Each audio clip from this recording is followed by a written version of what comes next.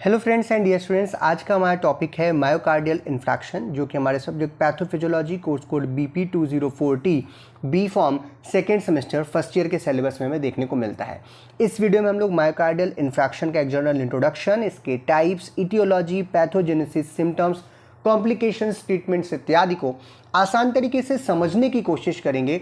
मैं हूं डॉक्टर प्रजन्य शुक्ला। चलिए शुरू करते हैं।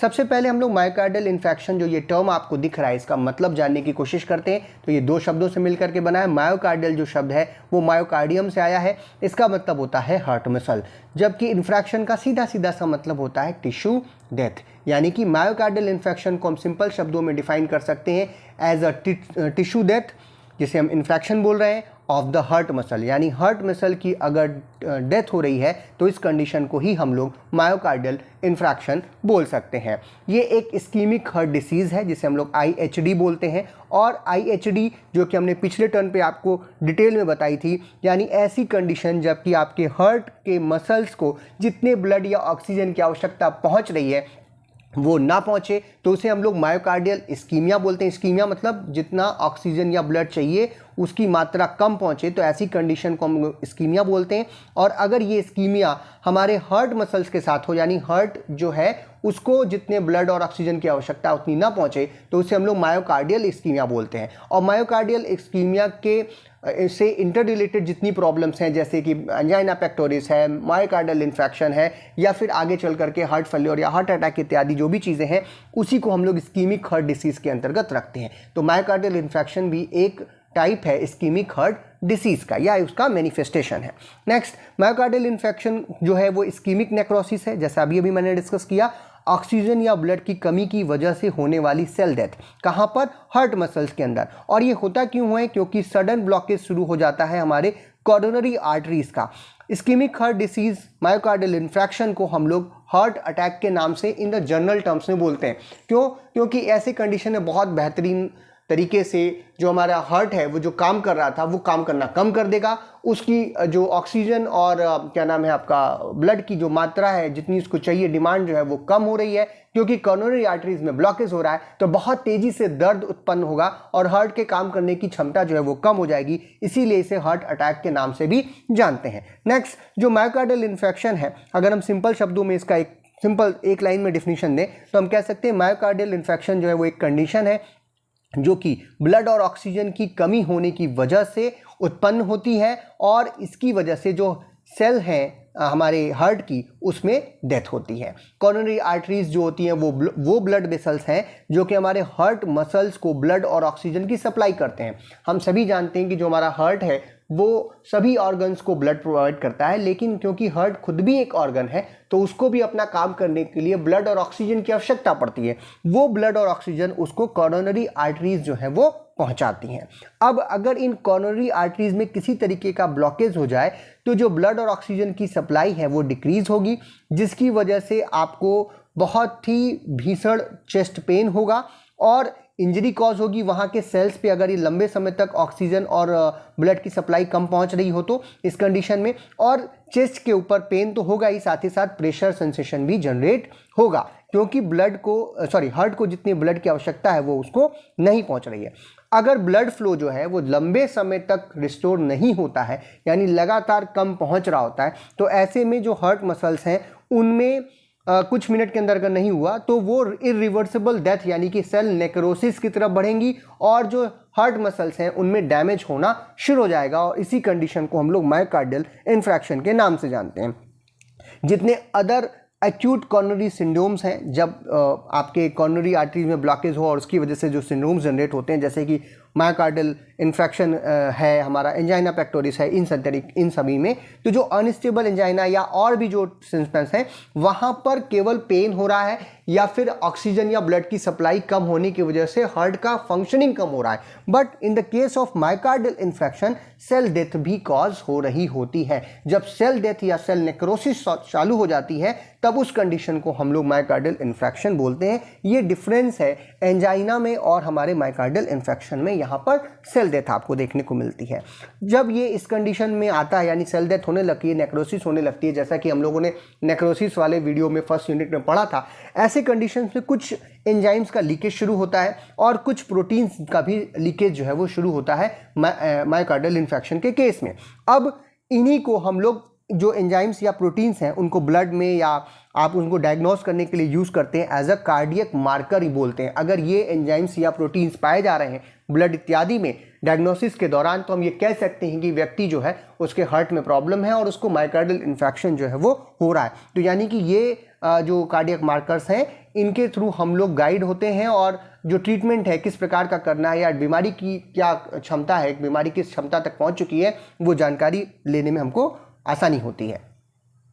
ये एंजाइम्स या प्रोटीन जिन्हें हम लोग कार्डियक मार्कर्स बोल रहे हैं वो कुछ प्रकार के होते हैं, जैसे कि CKMB, इसका फुल फॉर्म होता है क्रेटिनिन काइनेज मायोग्लोबिन बाइंडिंग, जो कि हार्ट मसल्स के लिए स्पेसिफिक होती है। अगर ये पाई जा रही है ब्लड में, इसका मतलब कि आपको मायोकार्डियल इन्फेक्शन की प्रॉब्लम शुरू हो चुकी है। ट्रोपोनिन जो है वो भी हार्ट मसल्स के लिए स्पेसिफिक होता है और ये सबसे बढ़िया मार्कर होता है for the diagnosis of myocardial infection. अगर इसकी मात्रा पाई जा रही है तो 101% चांस है कि व्यक्ति को जो है मायोकार्डियल इन्फेक्शन हो चुका है। नेक्स्ट हमारा मायोग्लोबिन, जो कि अर्लीस्ट मार्कर है, विजिबल होता है ब्लड में, लेकिन ये लेस स्पेसिफिक है, यानी कि ये नहीं कहा जा सकता कि मायोकार्डियल इन्फेक्शन है, लेकिन शुरुआती दौर में मायोकार्डियल इन्फेक्शन में मायोग्लोबिन जो है वो आपके ब्लड में विजिबल हो सकता है। अब जो अगला हम लोग चेकिंग करते हैं यानी कि डायग्नोसिस करने के लिए हम ECG का प्रयोग करते हैं, जैसा कि हमने आपको पिछले वीडियो में एंजाइना पेक्टोरिस के केस में भी दिखाया था। और ECG क्या है पहले वो समझ लेते हैं, उसके बाद जो चेंजेस आएंगे वो आप देखेंगे। तो हम लोगों ने ECG का एक पिछली बार भी आपको दिखाया था कि जब भी हार्ट की फंक्शनिंग को चेक करना हो तो हम लोग इलेक्ट्रोकार्डियोग्राम कराते हैं, जिसे हम ECG बोलते हैं, और ये हार्ट की रिदम और इलेक्ट्रिकल एक्टिविटी जो है उसको चेक करने के लिए किया जाता है। ये कुछ इस तरीके से आपको वेव लाइक स्ट्रक्चर दिखता है और एक जो फ्रेम है वो कुछ इस तरीके का यहाँ से यहाँ तक होता है, जिसे हम लोग लार्ज में इस तरीके से लिखते हैं। यहाँ पे एक छोटा सा, जब ये नॉर्मल आपका ECG होगा तो यहाँ पे आपको एक छोटा सा वेव दिखाई देगी जिसे आप P वेव बोलते हैं। इसके बाद ये यहाँ पर डिप्लीशन थोड़ा सा दिखाई देता है जिसे Q बोलते हैं, फिर ये इंक्रीज होती है जिसे हम R बोलते हैं, नेक्स्ट जो है डिप्लीशन उसे S बोलते हैं, और फिर एक ऊपर छोटा सा इवोल्यूशन होता है जिसे T बोलते हैं। अब यहाँ से यहाँ तक का जो इलाका है इसे PR सेगमेंट बोलते हैं। जो P से लेकर के Q के बीच में आता है या R के बीच में आता है उसे PR इंटरवल बोलते हैं। S से और T के बीच का जो सेगमेंट है ये सबसे इंपॉर्टेंट है, इसे हम लोग ST सेगमेंट के नाम से जानते हैं। अब इनका मतलब क्या है वो भी हम लोग जान लेते हैं। तो जो हमारा P वेव होती है ये वाली, ये P वेव जो होती है वो आर्टियल डीपोलराइजेशन को बताती है। आर्टियल पोलराइजेशन के समय पर जो हमारा हार्ट है वो कॉन्ट्रैक्ट करता है और उसमें जो प्रेशर है आर्टरिया में वो क्या होता है, इंक्रीज होता है। जबकि QRS ये जो कॉम्प्लेक्स है पूरा, इस QRS कॉम्प्लेक्स के दौरान वेंट्रिकुलर डीपोलराइजेशन होता है। हमारा जो हार्ट है वो निगेटिवली चार्ज होता है, उसमें जो कॉन्ट्रैक्शन है वो कम होता है और रेस्ट की कंडीशन जो है वो जनरेट होती है। इसके बाद जो है हमारा T वेव जो है वो वेंट्रिकुलर रिपोलराइजेशन को जनरेट करता है। वेंट्रिकुलर रिपोलराइजेशन का मतलब होता है कि जो आपका हार्ट है वो रेस्ट में था, अब जो वेंट्रिकल्स हैं उनमें ब्लड को दोबारा से फिल करने का जो प्रक्रिया है वो चालू होगी। कई बार यू वेव भी दिखती है लेकिन ये बहुत ही लेस सिग्निफिकेंट है, जिसे हम लोग पेपिलरी मसल रिपोलराइजेशन के दौरान देखते हैं। तो ये जो आपके सामने दिख रहा है इसी को हम लोग एक नॉर्मल ECG बोलते हैं। अब अगर किसी के हार्ट में ये जो पूरा का पूरा नॉर्मल जो आपको वेव दिखाई दे रही है, अगर ये चेंज हो जाए तो प्रॉब्लम जो है ये पता चलता है। अब इन द केस ऑफ जो हमारा मायोकार्डियल इंजरी है, जब हमारे जो हार्ट की मसल्स हैं उसमें अगर इंजरी हो रही है तो उसमें ECG में चेंजेस आपको देखने को मिलेंगे। इसी के बेस पे हम लोग टाइप्स ऑफ मायोकार्डियल इन्फेक्शन भी बोल सकते हैं। पहला है इस्कीमिया के केस में। इस्कीमिया के केस में जिसे हम लोग non ST elevation myocardial infection के नाम से जानते हैं, जहां पर T वेव का इन्वर्जन होता है और इसमें इस केस में पार्शियल थिकनेस जो है वो हार्ट के अंदर आपको देखने को मिलती है। ये जो है कुछ इस तरीके से दिखाई देगा जैसा अभी हम लोगों ने देखा। जो हमारा नॉर्मल था, जब इस्कीमिया की केस होगी तो जो T वेव थी वो देख रहे थे आप, ये T वेव है, ये ऊपर जाती थी, लेकिन ये यहाँ पे क्या होगा, डिप्लीशन यहाँ पे दिखाई दे रहा है अगर आपके हार्ट को ऑक्सीजन और ब्लड की मात्रा जो है वो कम पहुँच रही है। नेक्स्ट है हमारा इंजरी, और इसी को हम लोग, क्योंकि यहाँ पर ST जो हमारा फेज है ये एसटी फेज, इसमें किसी तरीके का कोई चेंज या एलिवेशन देखने को नहीं मिल रहा है, इसीलिए इसे हम लोग non ST elevation myocardial infarction के नाम से जानते हैं। दूसरा है हमारा इंजरी, जहां पर मायोकार्डियल इंजरी जो है वो हो रही है, तो यहां पर एसटी सेगमेंट एलिवेशन आपको देखने को मिलेगा और इसे हम लोग एसटी एलिवेटेड मायोकार्डियल इन्फ्रैक्शन के नाम से जानते हैं। यहाँ पर जो हार्ट है उसमें फुल थिकनेस हो चुकी होती है, जो मायोकार्डियल सेक्शन है उन सभी जगहों पर आपको डेथ जो है वो देखने को मिलेगी। तो जब मायोकार्डियल इन्फ्रैक्शन हो रहा है, जो एसटी एलिवेशन वाला देख रहे हैं, ये था हमारा एस और टी, ये एस था और ये टी था और ये आपका आर था, ये था क्यू। तो ये जो एसटी सेगमेंट था ये नॉर्मल हो रहा है, लेकिन इन द केस ऑफ इंजरी ये क्या हो जा रहा है, एलिवेटेड दिखाई दे रहा है। ये एसटी सेगमेंट जो है यहाँ पर एलिवेशन दिखाई दे रहा है। तो इस तरीके की चीज़ अगर आपको दिखाई दे रही होती है तो उसी को हम लोग एसटी एलिवेशन मायोकार्डियल इन्फ्रैक्शन के नाम से जानते हैं और इस केस में काफ़ी सारी इंजरी जो है वो हार्ट मसल्स के अंदर हो चुकी रहती है। अगला है हमारा इन्फ्रैक्शन या नेक्रोसिस का केस, जो कि आपका जो पी क्यू डिप्रेशन आपको यहाँ पर देखने को मिलेगा, यानी कि जो पी और क्यू के बीच का रास्ता है, ये हमारा पी था और ये हमारा क्यू है, इन दोनों के बीच में आपको यहाँ पर डिप्लेशन जो है वो देखने को मिलेगा इन द केस ऑफ इन्फ्रैक्शन या फिर पूरी तरीके से जब नेक्रोसिस जो है वो हो जाती है। तो इस तरीके से हम लोग ईसीजी में जो बदलाव हैं उनको देख करके बता सकते हैं कि जो हार्ट में प्रॉब्लम्स हैं या नेक्रोसिस की जो कंडीशन है या मायोकार्डियल इन्फेक्शन की कंडीशन है वो आप यहाँ पर इस्कीमिक हार्ट डिसीज के दौरान देख सकते हैं। नेक्स्ट है हमारा ईटियोलॉजी ऑफ मायोकार्डियल इन्फेक्शन की कॉजेज क्या क्या हैं जिसकी वजह से मायोकार्डियल इन्फेक्शन हो रहा है। तो सबसे सिंपलेस्ट जो मोस्ट कॉमन कॉज है वो है हमारा जो प्लाक का रैप्चर होना। जब जो कॉर्नरी आर्टरीज उसमें प्लाक बना हुआ है वो रैप्चर हो जाए, जिसकी वजह से वहाँ पे थ्रम्बस का फॉर्मेशन या ब्लड क्लॉट जो है वो बन सकता है। ये क्यों बन रहा है, कैसे बन रहा है, वो हम लोग पैथोजेनेसिस में भी आगे देखेंगे।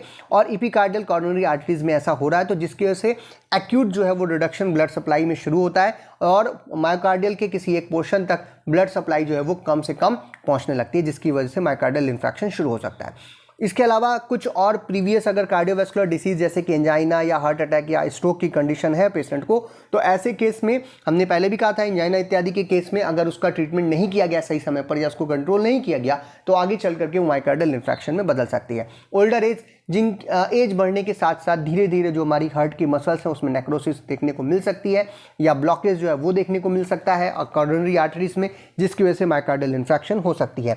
टोबैको स्मोकिंग या अल्कोहल कंजम्पशन जो है ये तो मेन कारण है। हार्ट से रिलेटेड किसी भी प्रॉब्लम को अगर आप पढ़ रहे हैं तो एक कारण तो अगर कोई व्यक्ति स्मोकिंग कर रहा है या टोबैको ले रहा है या अल्कोहल ले रहा है तो वहाँ पर हार्ट की प्रॉब्लम होने की संभावना अपने आप बढ़ जाती है। या फिर कई बार जो है जो खान पान के तरीके हैं जिसकी वजह से सर्टेन टाइप्स ऑफ लिपिड्स जो है वो आपके ब्लड में बढ़ जाए, जैसे कि ट्राइग्लिसराइड्स का बढ़ना या लो डेंसिटी लाइपोप्रोटीन्स का बढ़ना, जिसे हम लोग बैड कोलेस्ट्रॉल के नाम से जानते हैं। अगर ये बढ़ेगा तो ये अर्थेरोस्क्लेरोसिस कॉज करेगा, आपके जो आर्टरीज हैं उसमें जाकर के जमेगा और वहाँ पे ब्लॉकेज जो है वो कॉज करेगा। जबकि लो लेवल ऑफ जो हाई डेंसिटी प्रोटीन्स लाइपोप्रोटीन्स हैं जिन्हें हम लोग गुड कोलेस्ट्रॉल बोलते हैं, अगर इनकी मात्रा कम हो तो भी आपके हार्ट के लिए प्रॉब्लम हो रही है, यानी बैड कोलेस्ट्रॉल बढ़ रहा है और गुड कोलेस्ट्रॉल जो है वो कम हो रहा है। डायबिटीज़, हाई ब्लड प्रेशर, मोटापा या फिर क्रॉनिक रीनल फेल्योर्स जैसी कंडीशंस के दौरान भी मायोकार्डियल इन्फेक्शन हो सकता है। नेक्स्ट है कुछ ड्रग्स का एब्यूज़, यानी कि कुछ ऐसी ड्रग्स जिनको हमें नहीं लेना चाहिए जब तक उनकी आवश्यकता ना हो, या जिन ड्रग्स की लोगों को आदत पड़ जाती है जैसे कोकीन है, मेथाम्फेटामीन है। ये ड्रग्स जो है इनका एब्यूज़ अगर लोग कर रहे हैं, ज़्यादा मात्रा में इन्हें ले रहे हैं, तो इसकी वजह से भी मायोकार्डियल इन्फेक्शन जो है वो हो सकता है। अब बात करेंगे पैथोजेनेसिस ऑफ मायोकार्डियल इन्फेक्शन की कि क्या मैकेनिज्म है जिसके थ्रू मायोकार्डियल इन्फेक्शन हो रहा होता है। तो सबसे पहला मायोकार्डियल इस्कीमिया, जैसे मैंने कहा कि ब्लड और ऑक्सीजन की सप्लाई हार्ट मसल्स को कम से कम पहुंच रही है और इसके कई सारे मैकेनिज्म हो सकते हैं।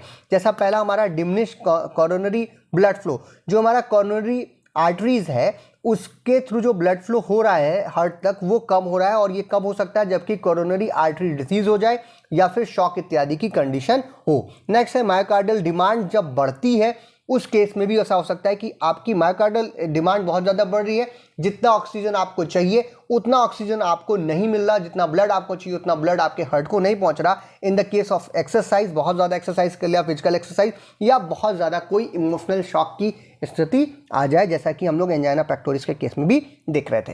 नेक्स्ट है hypertrophy of the heart without stimulus, increase of coronary blood flow.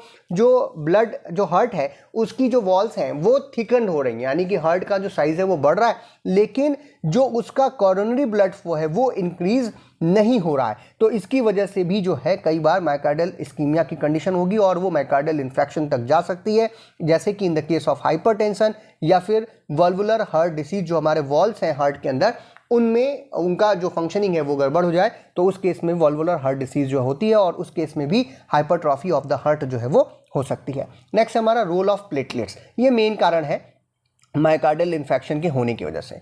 जब एर्थरोस्क्लेरोसिस प्लॉक जो है, जो कि हमारे आर्टरीज के अंदर बना हुआ है, उसमें अगर उसका रैप्चर शुरू होता है तो उसकी वजह से सब इंडोथीलियल जो कोलेजन्स हैं वो वहाँ पर जाते हैं और उसके साथ जुड़ते हैं, और प्लेटलेट्स जो होती हैं वो एग्रीगेट होती हैं, प्लेटलेट्स जो है वो एक्टिवेट होती हैं, वो आती हैं, जैसा कि हम लोगों ने फर्स्ट यूनिट में पढ़ा था, सेम वही प्रोसेस होगा। और उस केसेस की वजह से जो प्लेटलेट्स है वो आएंगी, चिपकेंगी, एग्रीगेट होंगी, एक्टिवेटेड होंगी और कुछ चीज़ें रिलीज करेंगी, जैसे कि थ्रोम्बोक्सिन A2 या एडेनोसिन डाइफॉस्फेट, जिसे ADP बोलते हैं, या फिर सेरोटोनिन। इन सभी चीज़ों के सिक्रीट होने की वजह से वहाँ पर प्लेटलेट मास जो है वो बिल्डअप होगा और इसकी वजह से वो धीरे धीरे जो है वो ब्लॉकेज शॉर्ट करेगा, नैरो करेगा जो हमारी कॉर्नरी जो आर्टरीज हैं वहाँ पर, और थ्रोम्बोसिस को इनिशिएट करेगा, यानी वहाँ पर ब्लड क्लॉट जो है वो जनरेट हो जाएगा। इसकी वजह से कॉर्नरी आर्टरीज से जो ब्लड फ्लो हो रहा था वो कम होगा, ऑक्सीजन और ब्लड जो है वो अब जो हार्ट है उसको कम से कम पहुँचेगी और मायोकार्डियल इन्फेक्शन की जो कंडीशन है वो जनरेट हो सकती है। ये तो हो गए दोनों ही एर्थरोस्क्लेरोसिस कॉजेज हैं। नेक्स्ट है कुछ हमारा नॉन एर्थरोस्क्लेरोसिस कॉज, यानी कि जो ऐसे केस जहां पर कॉर्नरी आर्टरीज में किसी तरीके का ब्लॉकेज सीधे ब्लॉक के थ्रू नहीं हो रहा है। यहाँ पे 10% केसेस जो मायोकार्डियल इन्फेक्शन के होते हैं वो नॉन एर्थरोस्क्लेरोसिस कॉजेज की वजह से होते हैं, जैसे कि कॉर्नरी वैसोस्पाज्म। जो हमारी कॉर्नरी आर्टरीज है उसमें वैसोस्पाज्म हो रहा है, कहने का मतलब कि वो नैरो हो जा रही है, ठीक है। आर्टरीआइटिस यानी कि जो हमारी आर्टरीज हैं उसमें इन्फ्लामेशन हो रहा है, या फिर जो स्टेनोसिस हो रही है वो नैरो हो रही है कॉर्नरी आर्टरीज, एम्बोलिज्म हो रहा है, वहाँ पर छोटा मोटा कोई जो है ब्लॉकेज हो रहा है या नैरोइंग हो रही है उस जगह की, कोई अदर जो है थ्रोम्बोटिक डिसीज हो रही है जिसकी वजह से वहाँ पर ब्लड जो है वो क्लॉट बन रहा है, या ट्रॉमा इत्यादि के केस में भी जो है मायोकार्डियल इन्फेक्शन हो सकता है। अब बात करते हैं science and symptoms of the myocardial infection, यानी कोई व्यक्ति अगर मायोकार्डियल इन्फेक्शन उसको हो चुका है, उससे वो सफ़र कर रहा है, तो उसमें कौन कौन से सिम्टम्स आपको देखने को मिलेंगे। तो स्टार्टिंग कुछ दिनों तक या कुछ वीक्स तक जो है उसे थकान या चेस्ट पे डिस्कम्फर्ट, यानी कि उसे थोड़ा सा दर्द हो रहा है या सांस लेने में दिक्कत आ रही है, या फिर बेचैनी, मेलाइज का मतलब होता है बेचैनी इत्यादि, जो है उसे स्टार्टिंग में सबसे सिंपल यही सिम्टम्स देखने को मिलते हैं। इसके बाद जो है चेस्ट पेन जो है वो एक्यूट मायोकार्डियल इन्फेक्शन में हमें देखने को मिलता है। ये चेस्ट पेन में कुछ खासियत होती है जो कि हमें मायोकार्डियल इन्फेक्शन में भी देखने को मिल रहा था, बट उससे अलग होता है। जैसे ये काफ़ी इंटेंस होता है मायोकार्डियल इन्फेक्शन जो चेस्ट पेन होता है वो हमारा एंजाइना पेक्टोरिस, पिछली बार जो हम लोग ने पढ़ा था, एंजाइना पेक्टोरिस से ज़्यादा पेन जो है वो यहाँ पर आपको देखने को मिलेगा, और ये काफ़ी ज़्यादा मतलब इंटेंस होगा, साथ ही साथ अनबेवरेबल होगा, यानी कि वो असहनीय पेन जो है वो व्यक्ति को हो रहा है, और ये पेन काफ़ी समय तक होता है। एंजाइना पेक्टोरिस में हम कह रहे थे 5 से 10 मिनट तक जनरली हो रहा है, यहाँ पर 30 से 60 मिनट तक जो है आपको दर्द जो है वो होगा। अब जो दर्द होता है यहाँ पर वो कई बार सब स्टेशनल होता है। सब स्टेशनल का मतलब है ये वो जो पेन है जो स्ट्रेटम के नीचे आपको देखने को मिलेगा। ये टी शेप की वर्टिकल बोन्स होती हैं एंटीरियर पोस्टन पे जो हमारा चेस्ट है वहाँ पर, और इसी को हम लोग सब स्टर्नल पेन बोलते हैं। इसके अलावा ये नेक पे, शोल्डर पे, जॉज में, या फिर आपके लेफ्ट आर्म इत्यादि में भी दर्द जो है वो महसूस होता है इन the case of myocardial infection.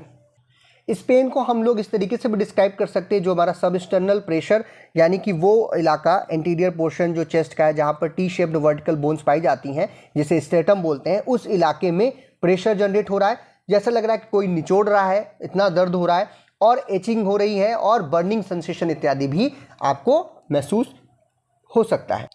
इसके अलावा कुछ और साइंस और सिम्टम्स हैं, जैसे एंजाइटी यानी कि घबराहट होना, जो थोड़ा बहुत जो है हेडेक हो रहा है, बहुत ही कम लेवल का है लेकिन लगातार बना रहेगा। कफ हो सकती है, नौजिया की कंडीशन आ सकती है, यानी वॉमिटिंग की फीलिंग तो आ रही है लेकिन वॉमिटिंग जो है वो जनरली या तो होती है या तो नहीं भी होती है। प्रोफ्यूज स्वेटिंग है, बहुत ज़्यादा जो है पसीना निकल रहा है, बिना कोई काम के पसीना निकल रहा है, मतलब बैठे हुए हैं, एसी में बैठे हुए हैं या पंखा चला करके बैठे हुए हैं फिर भी पसीना हो रहा है, और मतलब रेस्ट में भी पसीना निकल रहा है, जो सांस है वो छोटी हो रही है, और जो सांस लेते वक्त कोई आवाज़ जैसे सीटी की आवाज़ जो है वो आ रही है, जिससे वीजिंग बोल रहा है, यानी सांस लेने में उसको तकलीफ हो रही होती है ऐसे पेशेंट्स को।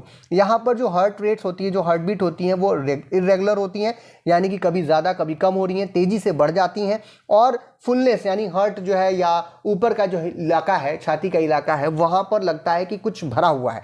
साथ ही साथ इंडाइजेशन की प्रक्रिया भी शुरू हो जाती है, यानी कि जो डाइजेशन है वो भी डिस्टर्ब होता है, और चोकिंग फीलिंग आती है, यानी कि सांस लेने में दिक्कत इत्यादि जो है वो पेशेंट को लगातार बनी रहती है। ये सारे सिम्टम्स या साइंस हैं हमारे मायोकार्डियल इन्फेक्शन के। अब बात करते हैं कॉम्प्लिकेशंस ऑफ मायोकार्डियल इन्फेक्शन, यानी इसका अगर ट्रीटमेंट सही समय पर नहीं किया गया तो क्या होगा। अगर ये लंबे समय तक मायोकार्डियल इन्फेक्शन की जो कंडीशन है वो लगातार बनी रही, यानी धीरे धीरे करके आपके सेल जो है वो नेक्रोसिस वहाँ पर हो रही है हार्ट में, तो कार्डियक अरेस्ट हो सकता है, पूरी तरीके से कार्डियक सिस्टम फेल हो सकता है। मायोकार्डियल रैप्चर हो सकता है, जिसमें नेक्रोटिक टिश्यू जो है वो ब्रेक ऑफ हो सकता है from the left ventricle dysfunction जो है वो आपको देखने को मिलेगा, यानी कि जो नेक्रोटिक टिश्यूज़ हैं वो टूटेंगी, और जो लेफ्ट वेंट्रिकल है जो कि ब्लड को पंप करता है, पूरे ऑर्गन्स तक ब्लड को पहुंचाने का काम करता है, वो उसका डिस्फंक्शन शुरू हो जाएगा, वो अपना काम सही तरीके से नहीं कर सकता है। इसके साथ ही साथ जो फ्यूचर हार्ट फेल्योर, जो हम लोगों ने हार्ट फेल्योर पढ़ा था, वो कंडीशन जो है वो आ सकती है अगर लंबे समय तक अगर मायोकार्डियल इन्फेक्शन लगातार बना रहा तो। जो लॉन्ग टर्म नीड है नाइट्रोट्स, वो एंजाइना यानी कि पेन जो हो रहा है मायोकार्डियल इन्फेक्शन में, उसको ठीक करने के लिए एंजाइना के केस में या फिर मायोकार्डियल इन्फेक्शन के केस में लंबे समय तक जो नाइट्रेट्स कंटेनिंग ड्रग्स हैं उनको हम लोग लेने की ज़रूरत जो है वो पड़ सकती है। ये सब कॉम्प्लिकेशंस हैं हमारे मायोकार्डियल इन्फेक्शंस के। ट्रीटमेंट की बात करें तो जैसे प्रिवेंशन की बात करें तो सेम प्रिवेंशंस होंगे जो कि हम लोग किसी भी हार्ट डिसीज़ में देख रहे थे कि मतलब लिपिड युक्त जो डाइट है वो कम कीजिए, एक्सरसाइज हल्की फुल्की एक्सरसाइज कीजिए, आप जो है अपना ज़्यादा तेल मसाला मत खाइए, अल्कोहल मत लीजिए, टबैको मत लीजिए, मोटापे को कम कीजिए। ये सब तो प्रिवेंशन की चीज़ें हैं जो कि हार्ट के किसी भी रिलेटेड प्रॉब्लम्स में आप यूज़ कर सकते हैं। ट्रीटमेंट की बात करें तो कुछ अगर लगातार मतलब हॉस्पिटल जाने की कंडीशन पड़ चुकी है या बहुत तेज़ी से पेन शुरू हुआ है हार्ट में, तो कुछ इमरजेंसी एजेंट्स जो है ऐसे पेशेंट्स को हम लोग दे सकते हैं, जैसे मॉर्फिन दे सकते हैं, ऑक्सीजन की सप्लाई क्योंकि कम है तो ऑक्सीजन दे सकते हैं, नाइट्रोग्लिसरीन दे सकते हैं, और एस्प्रिन। आपने देखा होगा कि कोई व्यक्ति जिसको हार्ट से रिलेटेड प्रॉब्लम है, खास करके एंजाइना की कंडीशन में या मायोकार्डियल इन्फेक्शन का जो पेशेंट है, तो या जिसे ये है कि हार्ट अटैक आ सकता है, उसे हम लोग डॉक्टर्स जो है वो प्रिस्क्राइब करते हैं कि वो अपने पास एस्प्रिन रखे। एस्प्रिन जो है वो एक NSAIDs है, लेकिन ये एंटी प्लेटलेट एजेंट्स के तरीके से कई बार काम करती है, इसीलिए हम लोग इसको देते हैं पेशेंट को कि वो एक तरीके से कहा जाए सिंपल शब्दों में कि ब्लड को थोड़ा सा पतला कर देती है, जिसकी वजह से उसका फ्लो जो है वो बढ़ेगा और हार्ट तक पहुंचेगा, यानी पेशेंट जो है वो हॉस्पिटल तक आसानी से पहुंच जाएगा। इसके अलावा एंटीप्लेटलेट एजेंट जिसमें NSAIDs जैसे एस्प्रिन का भी एग्जांपल यहाँ पे भी ले सकते हैं, थाइनोपैरिडीन्स या फिर क्लोपैरोजेनल जो है, ये सब ड्रग्स जो हैं वो एंटीप्लेटलेट्स एजेंट के तरीके से यूज़ करते हैं। एक्चुअल में जो ट्रीटमेंट है हमारा, उसमें प्राइमरी गोल हमारा ये होता है कि जो ब्लॉक्ड आर्टरीज है उसको ओपन किया जाए, जो ब्लड फ्लो है उसको क्या किया जाए, रिस्टोर किया जाए ताकि हार्ट मसल तक वो पहुंचे, और इसी प्रोसेस को हम लोग रीपरफ्यूजन बोलते हैं। जो इमरजेंसी एजेंट्स की हम बात कर रहे हैं, ये लोग जो है रीपरफ्यूजन जो है उस प्रक्रिया को बढ़ाते हैं हार्ट मसल्स तक, यानी कि ब्लॉकेज को ओपन करते हैं और ब्लड फ्लो को रिस्टोर करते हैं, जिसकी वजह से सीवियर हार्ट पेन जो है उसमें आसानी होती है, उसमें नरमी बढ़ती जाती है, और जो वैसोडाइलेशन प्रक्रिया है वो जो है वो बढ़ती है, ऑक्सीजन की सप्लाई इत्यादि जो बढ़ती है। एंटीप्लेटलेट एजेंट जैसे कि NSAIDs इत्यादि जो है, ये जो है प्लेटलेट्स का जो एग्रीगेशन हो रहा था उसको रोकते हैं, ब्लड क्लॉट्स बनने से रोकते हैं आर्टरीज के अंदर, जिसकी वजह से ब्लड फ्लो बढ़ाते हैं। एंटीकोगुलेंट जैसे कि नाम से बता रहे हैं, यहाँ पर हमें subcutaneous low molecular weight heparin का इंजेक्शन दे सकते हैं, या फिर ओरल वारफेरिन या फिर एनेक्सोपेरिन इत्यादि ड्रग्स यहाँ पर देते हैं। इनका काम ही है कि ये जो ब्लड क्लॉट बन रहा है उसको बनाने से रोकेंगे, और जो है आपके ब्लड फ्लो को आर्टरीज के अंदर इंक्रीज करेंगे। क्लॉट डिजॉल्विंग मेडिकेशन, अगर क्लॉट बन चुका है तो फिर फाइब्रोलाइटिक या फिर थ्रोम्बोलाइटिक एजेंट जैसे कि स्ट्रेप्टोकाइनेज दिया जाता है, जो कि क्लॉट जो बने हुए ब्लड क्लॉट्स उनको डिसॉल्व करने के काम में आता है और ब्लॉक को ओपन करने के काम में आता है। अगला है बीटा एडर्जिक रिसेप्टर ब्लॉकेज, जैसे कि इस्मोलॉल है, प्रोपेनोलॉल है, एटिनोलॉल है, टीमोलॉल है। ये ड्रग्स जो होती हैं वो जो वर्कलोड है हार्ट का उसको डिक्रीज करने के काम में आती हैं। अगर जो वर्कलोड है हार्ट पे अगर वो कम होगा तो जो डिमांड की जा रही है हार्ट के द्वारा ऑक्सीजन या ब्लड की वो भी कम होती है, जिसकी वजह से मायोकार्डियल इन्फेक्शन होने की संभावना क्या हो जाएगी, कम हो जाएगी। तो ये सब ड्रग्स हैं, ये सब जो ट्रीटमेंट हैं जो कि दिए जाते हैं इन the case of myocardial infarction या फिर इस्कीमिक हार्ट डिसीज में भी ये ट्रीटमेंट्स जो है वो दिए जा सकते हैं। तो ये था आज का हमारा टॉपिक, जहाँ पे हमने मायोकार्डियल इन्फ्रैक्शन से रिलेटेड सारी चीज़ों को थोड़ा शॉर्ट में करके समझने की कोशिश की। फिर भी आगे कोई प्रश्न हो, कोई कमेंट हो, आप कमेंट बॉक्स में लिख सकते हैं। आपको ये वीडियो पसंद आया जैसे लाइक कीजिए, अपने फ्रेंड्स में शेयर कीजिए, चैनल पर नए हो तो चैनल को सब्सक्राइब कीजिए। प्लेलिस्ट का लिंक आपको नीचे मिल जाएगा पैथोफिजियोलॉजी का, जहाँ पर जा करके आप प्रीवियस अपलोडेड जो टॉपिक्स हैं उनको देख सकते हैं और आगे जो टॉपिक्स आएंगे वो भी वहाँ पर अपडेट होते रहेंगे। इस टॉपिक का जो PDF लिंक है वो आपको डिस्क्रिप्शन में मिल जाएगा, आप वहाँ से देख सकते हैं और आप हमारा ऐप भी डाउनलोड कर सकते हैं फॉर द बेटर क्या नाम है collection of the PDF notes and ETC। Video को देखने के लिए आप सभी को बहुत बहुत धन्यवाद।